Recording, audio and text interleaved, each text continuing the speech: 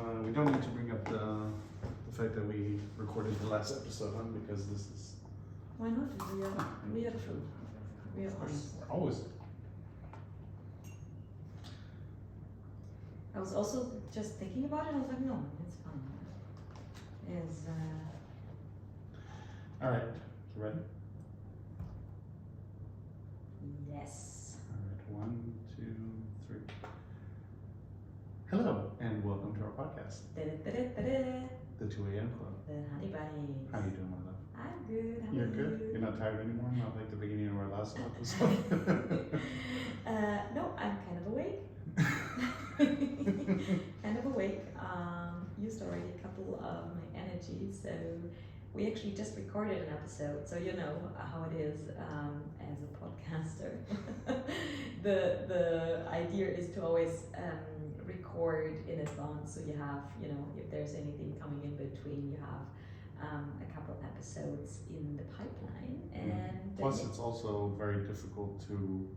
You also have to record when people are willing to record and have the time to record. Exactly. As every second of our episodes is with guests, so that's why. Exactly. So we just recorded an early one because we just had our first cross-border podcast, and I think that's going to be a game changer because now we're able to interview our friends all over the world.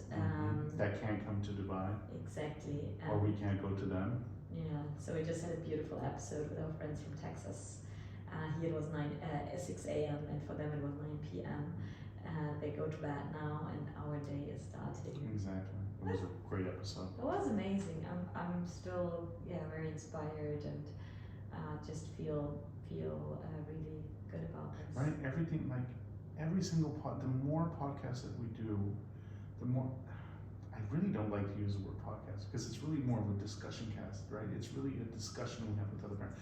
The more discussions we have with parents, the better I always feel afterwards because I'm like, this is really like I'm learning something. People are sharing their stories, and it just feels right. Yeah. Right? It just feels super right. I agree. I think it's so beautiful to just get to know all the different concepts, to know you're not alone. And to just talk about things that maybe you don't talk about that naturally when you just get together in this way. It's always very, I don't know, just very energizing. I think, I feel energized afterwards. I really feel positive or inspired, and I really like what we are starting to do here. Exactly. Yeah. Well, we had a hell of a week. We had a hell of a week, did we? Yes, we did. Yeah, I'm just recapturing. It's like, yep, it was exciting. I think it's the last 2 weeks actually that were exciting. We had the first blood. Oh yeah, I forgot about that one actually. Remember that? I actually forgot about that one. Yep, Muranui falling on his face, having a cut in the mouth and a lot of bleeding. And that was our first little scare. That healed quite fast actually. I'm so happy that he has daddy's DNA blood type, like body type that heals super fast. Yeah, but it is crazy. And this roller coaster. Yeah, but imagine, in that moment that felt like the world is going under. Was that last week? Yes, that was last week. Wow. Yeah. That's like 1.5 weeks ago. Wow. It felt like it happened. Wow, okay, right. I really forgot about it. Yeah. We had the first blood. He recovered quickly. Of course. He fell with his head down from the couch, which we have on camera. It wasn't the couch, it was over there. No, that was the second fall. Yes, exactly. The second fall. It was the next day. Oh my god. And by coincidence, Honey Bunny recorded that. Exactly. It's on video. I can slow motion it all the time. Then we had a great weekend with our friends that all now are slowly returning to Dubai. We had a little party time. When we woke up in the middle because we were singing karaoke and Mama was singing KTV. Mama got a little drunk. And but I think he enjoyed the party because he woke up at 10 p.m. because we're singing so beautifully. Exactly. And he joined our party. A bit worried about his nana and mama, I think, because we're both having a lot of fun singing into the microphones. What else happened? Then my honey bunny got a UTI. And that was, I think, 39.6 fever, cold shivers, then extreme hot and sweaty, and I didn't know what it was. and that was scary because, you know, to be honest, Mahani Bani is supposed to be the rock, and Mahani Bani is the rock, and when the rock falls, that's really hard, and not acceptable. I rarely fall sick. This is something, and especially, I mean, we got our vaccinations were updated because we're going to Nepal next week. So I kind of thought it was just a vaccination, you know, fever type, but this was totally different. Yeah, and it was very sudden. It was very sudden. And it was kind of burning when I was peeing. I couldn't pee that much because it was like droplets, and I had to constantly wanting. I actually put Muna Nui's diaper in my underwear because I was just sick and tired of getting up all the time for just little droplets of pee. So I was like, but this was really tough. Like I was afraid. Yeah. Yeah, because I didn't know what it was. Yeah, and I think you're just not used to being sick. I'm not used to you being sick, and you're not used to be sick. You don't, you know, for me, I was like, okay, I know what to do and how to handle it, and I know my body, and I know that's a cold, and that's this, and that's that. But as you are not sick, and I think you also haven't been sick when you were a kid a lot. So this whole sickness thingy, also with Muna Nui. I get that healing, that Islander healing where it was, you put Vicks everywhere, you know, and yeah, and I think, I mean, this whole sickness part, right, all this Medicaid, that's more my territory because, I grew up with this, you know, I would say I'm more the typical, in the winter you catch a cold and then you do this and you do that, that's just the way I grew up, and I learned from my mom and my parents, and I think, no, the scary part was, I knew the fever is high with 39.6. It happened very quickly. I was actually still working. Then Nana was out. I called her to come back to take care of Muna Nui, and then of course we didn't know is this infectious. But I was just so worried about the fever because the fever was really high. You were boiling. You were boiling. And that can be dangerous quickly, right, for adults to have. And it hit me like because in the morning dropped off Muna Nui. Everything was totally fine. Went to the gym, did the physio for my leg, did some upper body, then made lunch and prepared Muna Nui's lunch and breakfast for the next day. Went to go pick up Muna Nui, hit the aquarium with him, came back home, and boom. I was on the. You were lying on the floor. I was lying on the floor, but I was already lying on the floor to play with him. But then it just started going all downhill from there. Luckily here, I mean, I could text our doctor, and then also when you mentioned that, or when I realized you're going to pee a lot, I was already suspicious that's a UTI because I had them quite a bit as a teenager and in my early 20s. But I wasn't really aware that men could have UTIs. I never thought that men could have UTIs because I know a lot of women who have UTIs. So for me, it was like there was no way this is a UTI because men don't get this. Yeah, and it was just another, because then the doctor was like, yeah, it's probably a UTI, and then took a pee sample, and she's like, yep, it's a UTI. And then I was like, oh wow, I didn't know men could get it. She's like, oh yeah, a lot of men actually get it. And I told some of my D&D group friends and some other friends, and then they're like, oh yeah, I've got it before. And my other friends were like, oh yeah, I've had it. And I was like, oh what? Like nobody talks about it. It goes again to say like men just don't like to share, you know, this kind of stuff. Yeah. Yeah. I mean, one of my friends who I said that, he was like, yeah, what are we gonna do? Sit around the barbecue on a Saturday? I was like, how was your week? Oh, I had a UTI. I was like, yeah, that's what you should do. Like you should tell, because it was, and it affected you. That was a big me. It was a big surprise because I didn't know that we could actually get that. Yeah, exactly. Even the teacher at Muna Nui's nursery, she was surprised. She was like, oh, I didn't know men could get that too. Yeah, because I shared it actually, because I went in the morning then to drop Muna Nui off, which normally we do together. And I was alone. I'm like, oh yeah, Daddy is sick, so I'll pick him up later as well. He has a UTI. And honestly, I'm really proactively talking about it now because I want people to know that men can have that. I'm just saying, like, I share everything, you know me. I'm really open and I tell everybody, and I have no shame in saying that, yeah, I had a UTI, there's nothing wrong with it, yeah. I think this is really a problematic, male problematic, you know, type this They don't- masculine. We don't share information, but let's then Munanui got sick.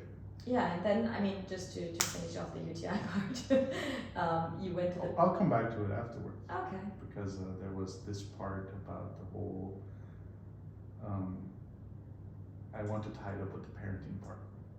Okay, go ahead. No, because I think we should finish off the weekend and I'll come back to it. Okay. Okay, yeah, so, I mean, Mahani Bani then saw the doctor, got antibiotics, and felt much, much better already 2 days after. So, I mean, that's a good thing. Once you realize what it is, you can treat it luckily also quite well with antibiotics, and they worked. So, this was very good. But yeah, we then had, I don't know when it started. 2 days after. Yeah, when I was like once at Mahani 99.9%. And by the way, yeah, one of the causes of your UTI was that you do not drink enough. Yes. And I think this is also has to do with raising a kid where you simply forget. You just forget, and I think it's so important to remember because you have to function because otherwise there's a problem.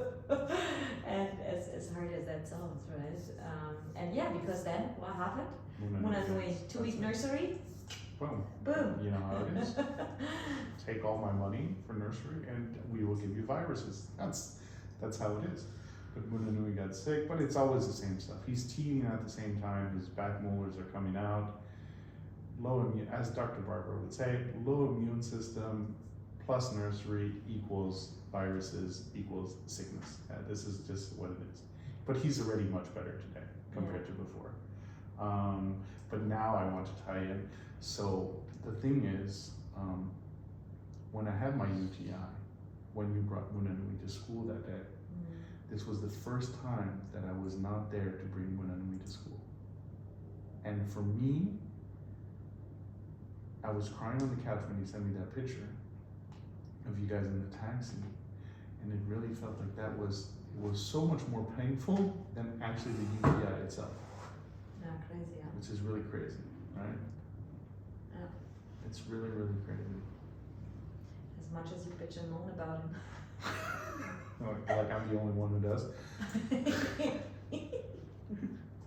No, but of course, yeah, I understand this was, and I also didn't let him go into your room because at the time we didn't know yet what it is, and we didn't want kiss him him for night's sleep. Exactly. This is, but I mean, I had it You already. had it already, yeah, because I was, my immune system it doesn't work like yours, so I had several topics already. So I know, like, really how it is to be in quarantine from him. But yeah, for you it was the first time indeed. Yeah, it was the first time. I didn't know it would be that tough. Yeah, and I was so happy because I asked Dr. Perber right away. I was like, "Is it, can he catch it?" And she's like, "No." I was like, "Oh, thank God." Like, You can cuddle and kiss. Exactly, and I also don't want it. But the thing is, I also don't want it to go through what I was going through. Yeah. This is also something that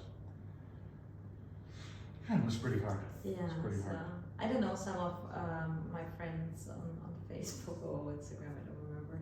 Like, yep, seems to be never quiet in your house. And we're like, yeah, no, there's always something, let it be sickness or any kind of events, but.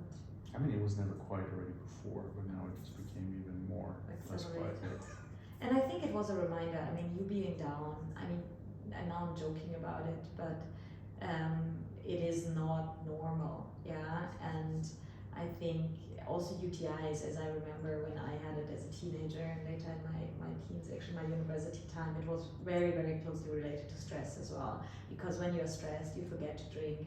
So that was the first time where I was thinking, okay, my honey bunny is stressed. My honey bunny needs to slow down because you were also very active. I mean, to be fair, you do the main work here with the podcast. You are actively now going to those mommy groups, advocating for stay-at-home dads, which is all on the one hand stressful in terms of simply organizing it and doing it, but of course also mentally, yeah. And I think, we just have to take care of ourselves, yeah, that we don't burn out, that we don't do too many things at the same time, and we have to take, actually this weekend, has been super quiet, and we're at home and we're just chilling, and I mean with Munanui being sick, honestly it's perfect timing. I'm not happy for him being sick, but it's just like a chill, just with a couple social days at home, I think it is so needed, yeah, and we have to remind ourselves to slow down from time to time. Yeah, plus all the maintenance work and all the other stuff. And then I also feel I'm going through this phase right now. I have a lot of emotions. I have a lot of I call it hormonal, I guess is the best way to put it. I have these emotions, that waves of emotions of happiness, sadness, anger, that come and go. And I used the word depression just the other night, right, for the first time. So I have a lot of father issues, as one can imagine. And now with having a child, I think there's a lot of it comes out, a lot of stuff that I was never able to heal, that I kind of put away for a long time. Now with having a child, it brought everything up, I guess, because my mind and my body is telling me, you need to heal this in order for you to be a better parent and for you to not mess up the same way you were messed up by, your parents, right? Especially on my father's side. And so I really feel like I'm going through something. Like I would stand in a corner, watch Muna Nui playing with Svenja, and they would just be super happy and just so overwhelmed with this joy of how beautiful and amazing our life is and how happy I am. And then I would have this thought in the back of my mind of, did your father ever feel this? Was he ever in a position like this, looking at you and just being happy and thinking this is the most amazing thing ever? And if he did, or when he had that, how could he not share that? How could he be so hard and so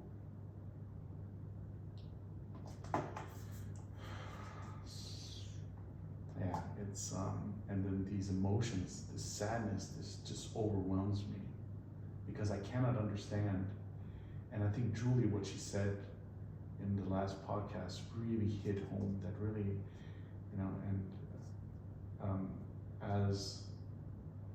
as a daughter, I can forgive you, but as a parent, how dare you?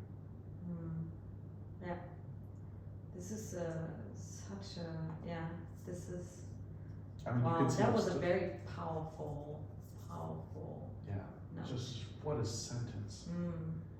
Yeah, and I can feel it. Yeah, there is this very deep sadness in you, where you realize, because you just see all that love that you have, you feel all those emotions that you have from Nanui and me, and you just cannot understand, or now can even less understand your dad. I think before it was, yes, you were the son and you were mad and angry, but now being a parent, you see it out of a different perspective. So it's very normal that me and my dad don't speak, right? We get into these every, I think the longest we haven't spoken one time was like 5 years or something like that, out of some issue that whatever happened, and he wouldn't talk to me anymore because I somehow didn't live up to his expectations or did something that he didn't like, which always, my father's always this kind of person where it's everybody else's fault, not his,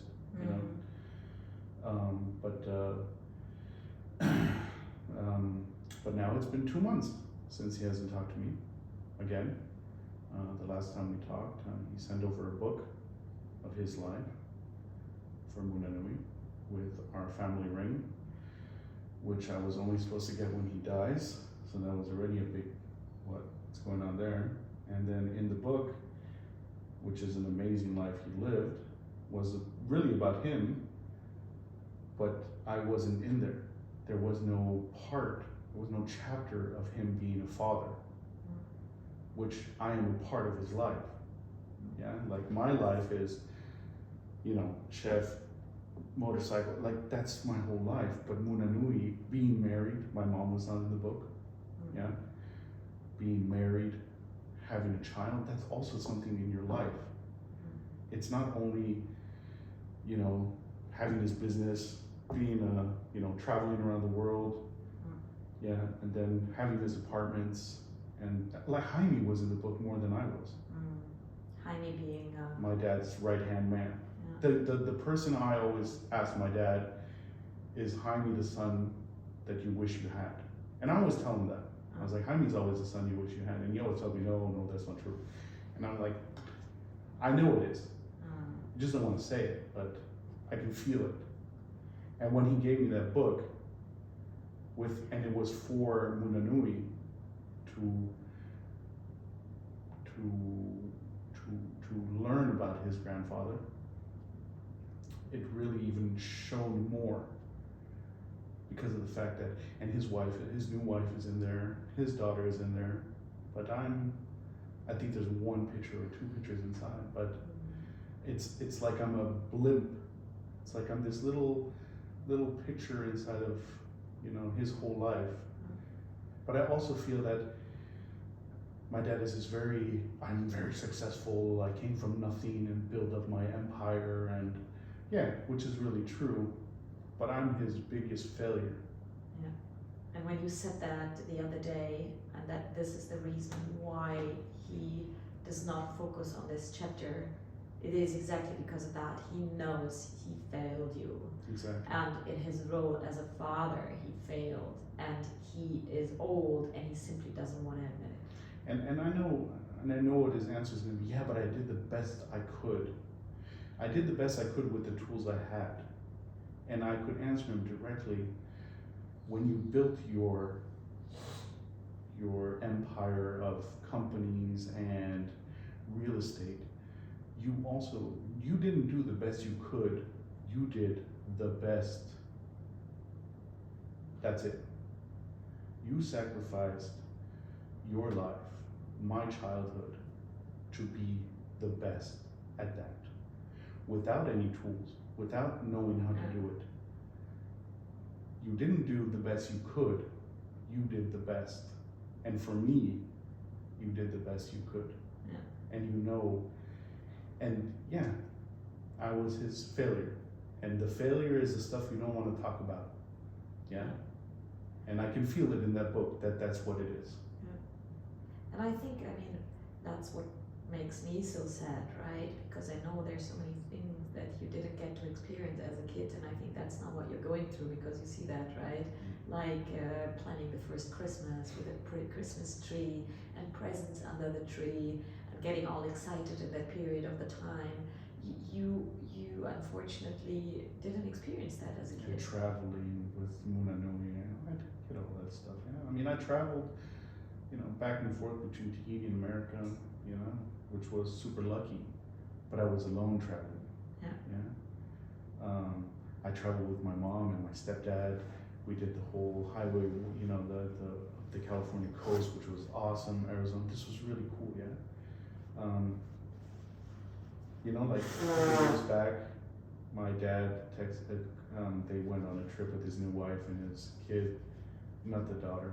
But his new wife, they went to Belgium to meet all the Hofnagels and everything like that. He never did that with me. I've never been to Belgium. He never did that with me. Yeah, I know this is nothing of that sort. And again, it's because he had his companies and he was busy working, and fair enough, that's fine. You sacrificed all of that for what? For your company. And I think now he realizes that he is alone, actually. Yes, he's married. His new wife has a daughter. But he also knows, the whole story with it. That was not a marriage out of love, and I think we're all aware. Yeah. But that was that moment that kind of like, shit, I'm his failure. I'm his black dot on this beautiful shiny shield. on that little black spot. Yeah, and I think, yeah, and it really hurts me seeing you that sad, and I'm happy that you are talking about it today, because I know how hard it is to talk about it for you. Even with me, you don't talk about it that much, and you need Because to be ready. because you know the stories already. Of course, I know the stories, but I think it's just important to talk about it, to yeah, just also start processing it. And I told you when you talked about depression the last time when you brought it up, I again said, okay, let's think about whether you want to go to therapy, because and I asked actually you several times since Munanui was born, because when we went to that baby massage class, and I know you really didn't like it, but I think it was a good point from the lady that was running it. When we shared our birth story, she said, okay, you two, clearly, you know, there's some PTSD there. That was a very traumatic experience, and yeah, you might want to ask for help when you need it. And I think, and I always offer this, right? Like, tell me when we need to look for someone to support us or you with those feelings, because they can be overwhelming. And I think from my side, I feel okay also with the birth story. I do not have those feelings. Even I also have lots of dad issues, but we can get to that someone at another point. That's a whole other episode. That's a whole other episode. But really, I can truly say right now, I don't have those feelings like you do. I'm not looking, now due to having Munanui, I'm not going to my childhood and having those sad feelings, because yeah, it was just different problems. And maybe it comes later, because I think that was very interesting today when we spoke to our friends from Texas, where they said, you know, your trauma is typically triggered at a time when your kids are in the age where you experience the trauma. And wow, that was mind-blowing, right? So I believe that for you, your trauma as a kid started as early as, you know, baby age right now. And you remember that now, yeah, and even not consciously, yeah, but unconsciously. And yeah, I think we have to watch out. You need to really you know, look inside of you. Are you going to be able to deal with that by yourself? Am I going to be enough to talk to you know, our support system? Is that going to be enough, or do we need help from someone? Because yeah, it is not easy. Yeah, the situation with your dad. I think what came on top was also when you learned that we're pregnant, that I think you were also hopeful that could change something in this relationship. Exactly. I was really hoping that he would come around. He would, yeah, come around and become wiser. You know, they always say with old age brings wiseness, but I think old age just brings on more stubbornness. Yeah, you're just more stubborn in the way you think, and but I think also the thing is, like, when Munanui was born, and like you said, you have healed from that whole, yeah, you healed from that PTSD. And remember, we had this discussion in the beginning where I remember one night, or was it a morning, we were both crying on the bed, and in the beginning, and overwhelmed with all of this, and then you said, like, and you were really going through your postpartum depression. Like, this was really, really the tough, yeah, the you couldn't be alone with the Munanui, where you were just a wreck, yeah. And you said you also need to heal from it, and I was like, I cannot right now, because we both cannot be in that depressive spot at the same time. Yeah. So I pushed it away, because I'm used to that. I'm really used to pushing those feelings, to push it away, because I mean, that's what my dad always taught me. I mean, the last thing my dad said before he hung up on me 2 months ago, he was like, you need to learn how to get over that. And that's the way I've been brought up, was just to learn how to get over it. Yeah, and I think that was what I did, was I was like, we cannot be both depressed and dealing with this situation right now. One of us has to be stronger, and I can deal with it later. Yeah, and you need to heal. You need to heal. You needed to heal physically, and you also needed to heal mentally at the same time. And I think maybe my mind now and my body now knows that you've healed from it, and my mind is like, okay, now it's your time to heal. And I think this is where I'm at right now. Is I am at that point where I need to heal. I need to heal that.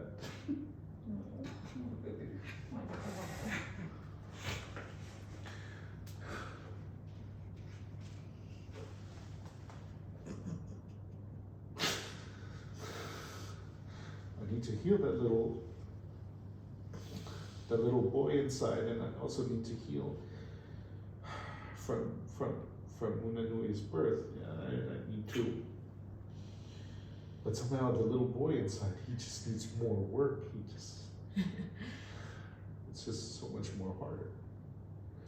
Yeah, and it's really crazy because I have these feelings of joy where I just see you guys and I see Munanui and the way he's growing, and it just makes me so happy, you know. And then I just get these thoughts of sadness of how can my dad not feel this way, and how could he be the way he was with me, feeling the feelings that I feel right now looking at my son.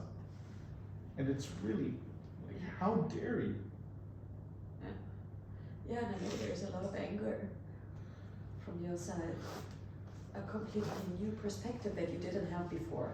No, and it's really that. Yeah, Yeah, it's a perspective I never had before. And this is also, remember when we, when long time ago when we talked about having kids, and I said I don't want to have kids because I never want to be my father. Yeah. This was, and it's still my fear today. I don't want to be my father. Yeah. I know, but you will not be. I know, but it's still, I have no it's doubt. really hard. Yeah. I know. And I am so sorry you had to go through that. And I'm here. We're here. You know, we're here. I know that you're here. We love you. I know that. That's not. I know you. Without a doubt. I 100% know that. Yeah. Yeah, but it's really. I mean, this whole parenting journey is just this roller coaster of emotions and bringing up. It really just opens up a whole Pandora box. A whole Pandora box. Yeah, it's like looking into your baby self, and like we said on the last episode, I know I'm gonna fuck up. Like I know Munanui is gonna hate me, and of course I'm also, you know, I'm gonna fuck up in some spaces. He's gonna have scars from what I did as a parent, but I don't want him to have the same scars I had from my father. Yeah. And this is something, yeah, it's really crazy, yeah? Yeah, I think you also didn't expect that to happen. I think it was more, you said that, okay, you're afraid not to be a good dad, but I think you also know that you are now, but more than before. I think, but now actually that those feelings would come back, I guess that was something also but this surprising, is where I right? double down more on the fatherhood, is because I'm not doing the best I can. Of course you are. No, but what I mean is really I do the best. Yeah, of course you do the best. Because I double down on the fact that I don't want him to say, yeah, my dad did the best he could. Yeah, no, it's unacceptable. And like you said, you know, I mean, what's our goal here? And I think that becomes now even more clear. Our goal is that we want him to spend Christmas with us when he grows up. And you know, now as we're planning our next trip with my parents, they're coming next week and we're going to Nepal. I really truly just want them to have a good time. And I truly want to give something back, you know, because I know how much they sacrificed and I know how hard it was for them. But I had an amazing childhood nevertheless, you know, because they did what they did. This is where I feel like my mom, she was the big sacrificer. Yeah. I mean, the funny thing is, when I grew up, and my dad sent me off to Tahiti, for school reasons, and for me as a kid, I felt he always sent me off because he didn't want me there. And that's how I felt growing up. And I remember my mom always saying, "Oh, you're daddy's little boy," because I always felt I had to do everything to get his love and attention. But now that I'm older, I just realize and I see how much my mom sacrificed for us, and how much, and now I'm like a mommy's boy because she gave everything for us and still does. Yeah. And I, like, that's why, like, I look back now on the trauma that I had. Yeah, that my mom is like, once in a while she's super authoritarian, a little bit like you, but a very strong woman, self-sacrificing. 100% she's self-sacrificed for everything. And I know the only reason why I'm born is because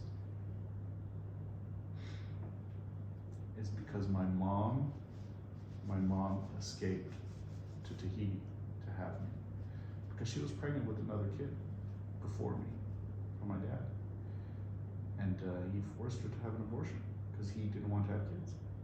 And then that's why I was born in Tahiti. And like that was already the first sign of her sacrifice. And I'm just like,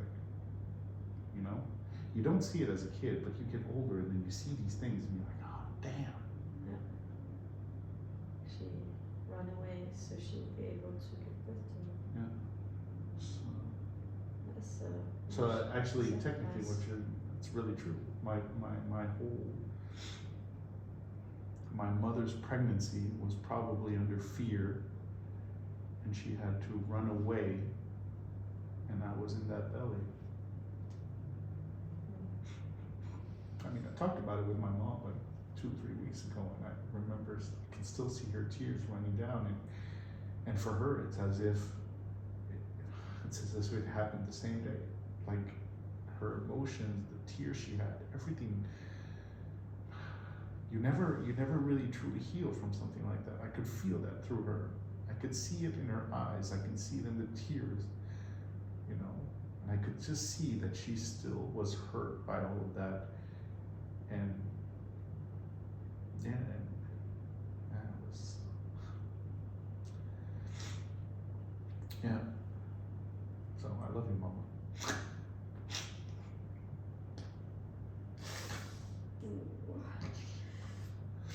But yeah, so sorry guys, it's an emotional one. but this month has been really emotional for me. This has been, it's a lot of different emotions going and coming, and can't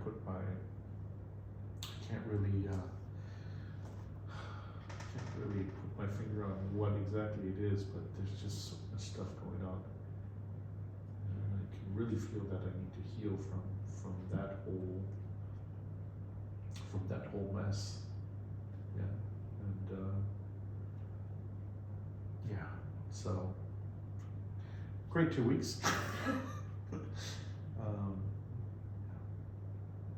I think it's just a message that you just need to, as a parent, you really need to heal that inner self in order for you to be better, right? Yeah. I think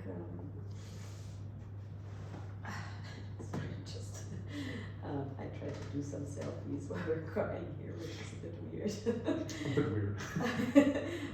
but the reason why I'm doing this, because we always said we want to be authentic, right? And we want to share the way things are, and that's how things are here, yeah. And this is the topic that is especially for you right now very, very hard, and I'm trying to be there. I don't know whether I'm doing a good job there. An awesome job.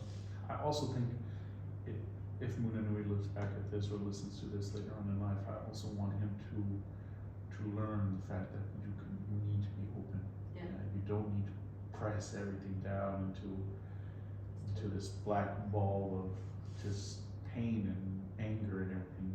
You need to talk about it. You need to let it out. You need to have a discussion. You can hurt, and that's normal. That it hurts, yeah. But you you shouldn't hurt in silence. You shouldn't schweigen in Leiden, as you would say in German. No. Suffering in silence. Yeah, and I also want him to see that we cry, because crying is okay, and it's good that he sees Daddy cry, and when we cry, that's an emotion, and this is totally fine. I think this is actually our strength, yeah, that we can show that. And the strength is that confident enough to show it. Yeah, It's because the confidence that nothing can break us. yeah, no, it cannot. It cannot. On the contrary, it makes us stronger. And yeah, we will get through this, and you will get through this. I know. And I know this is not an easy one, and exactly, it will take time, and there will be many more of those moments that we will make you cry, yeah, and this will come more and more, but I think, yeah, as long as we speak about it, we get help if we need it, then that's all we can do, and that will be enough. Yeah. We're here, we're your rock, and Can't offer nothing to be. I think that's how we end this podcast. Yeah. In openness and hardness and confidence, love. Oh, that's a very loud door. You know what that means? Our little baby is coming. Exactly. I love you, baby.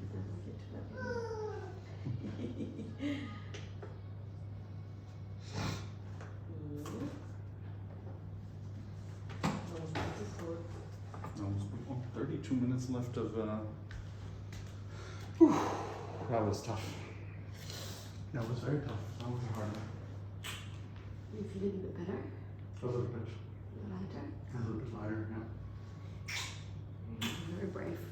You are what?